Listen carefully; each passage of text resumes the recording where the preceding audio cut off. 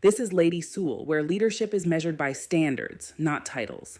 Cancer rarely announces itself. It starts small, quiet, easy to dismiss as something minor, something manageable, something that will probably resolve on its own.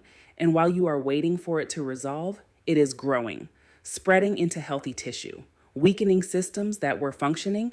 By the time the symptoms are undeniable, the damage is already deep. Toxic behavior inside an organization works the same way. It does not walk through the door as an obvious threat. It shows up as an eye roll during shift change, a comment that undermines a colleague's judgment, quiet resistance every time leadership raises the standard, gossip that travels faster than any memo, a tone that makes newer staff afraid to speak up, even when they should, small, subtle, easy to rationalize away. But here's what we know about cancer. The absence of visible symptoms is not the absence of disease. It is simply the absence of detection.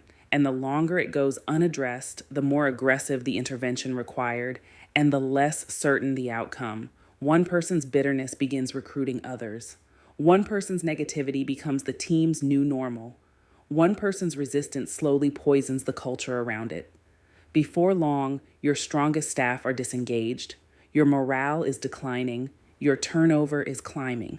And what started as one difficult employee has metastasized into a systemic problem. This is the moment leaders must be honest with themselves. Skill is not a shield. Tenure is not immunity. Longevity is not a license to operate outside the standard.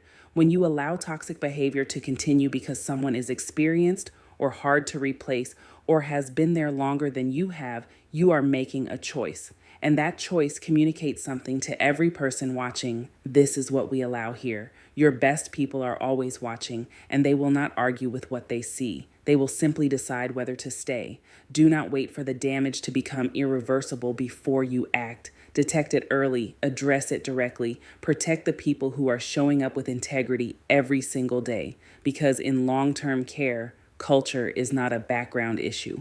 It is a care quality issue. It lives in every interaction, every handoff, every moment a resident or family member experiences your team. What you tolerate, you teach. What you allow, you authorize. What you ignore, you own. Don't wait for the metastasis. Treat it while it's still treatable.